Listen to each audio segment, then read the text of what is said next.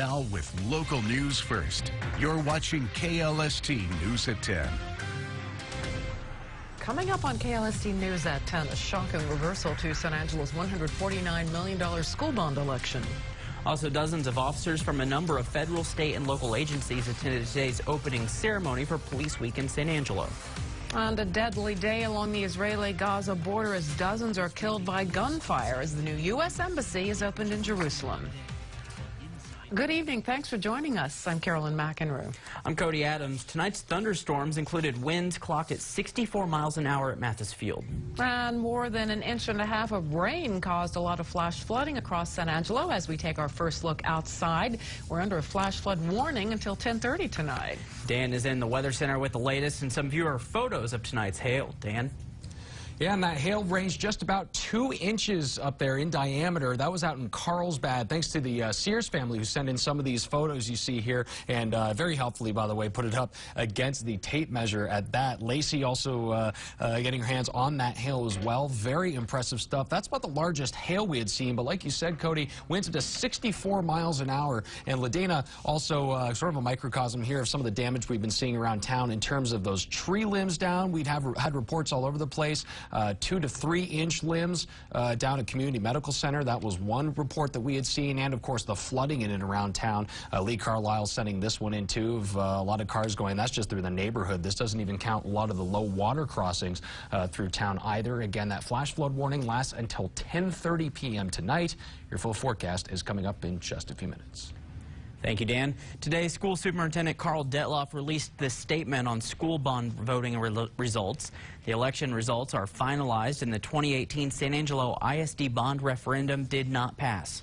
According to Tom Green County Elections, with the final vote tally this morning that included mail-in results submitted last week, the final vote was 3,049 for, and the $149 million bond, 3,051 against. A 21-year-old San Angelo man drowned Sunday afternoon swimming on his birthday. Officers say Damian King was celebrating his 21st birthday swimming with friends at Ben Ficklin Park when he became separated. Witnesses told police they discovered him face down in the water a short time later. A justice of the peace said his preliminary finding in King's death was consistent with accidental drowning. The official cause will be determined following an autopsy. Witch sandwich shop burglars are jailed tonight. Police are looking for a third. Police say 3 men broke into the Witch shop on Coingheim just north of downtown early Thursday. After surveillance video was broadcast, police received tips about the suspects' identities. Tonight, 2 San Angelo men, 23-year-old Brandon Walker and 22-year-old Angel Cadillo, are jailed on burglary of a building charges. Police are still looking for the third suspect seen in the surveillance video. Officers have an arrest warrant for 23-year-old Clay Atkins. They say he's a transient who's new to San Angelo and recently stayed at the Salvation Army. More than 100 people attended today's ceremonial opening of Police Week activities in San Angelo. At police headquarters, law enforcement officers from a number of agencies, including police, sheriff's office, state troopers, and military personnel, all attended a flag-raising ceremony. President John F. Kennedy started the tradition in the 1960s to honor law enforcement officers killed in the line of duty. It's very important to our law enforcement community, whether you lost your life in San Angelo, Texas, Dallas, Texas, you know, no matter where it is across the nation, they're a part of us. They're our family.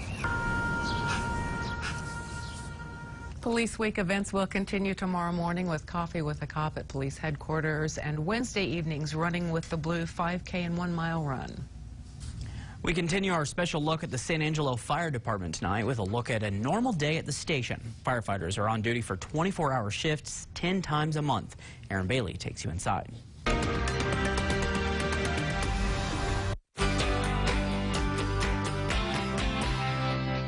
As a member of the San Angelo Fire Department, your 24-hour shift starts at 7 a.m. For Captain C.J. Naylor, that means making sure everything is in order. The captain is in charge of station, making sure that the other shifts, everything stays clean, taken care of, reporting any issues to the administrative chiefs. Naylor, along with all firemen and paramedics on staff that day, begin by checking all of their equipment. Once all of the equipment is checked and ready to go, it's time for breakfast, but they are always ready for the next call.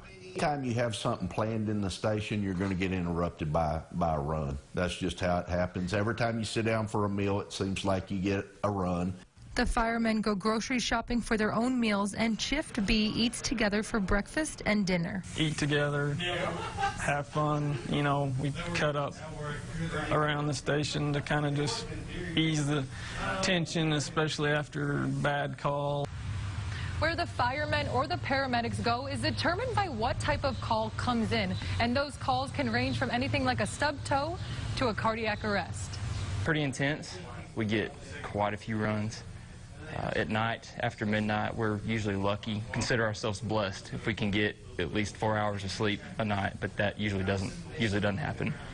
So we stay pretty busy.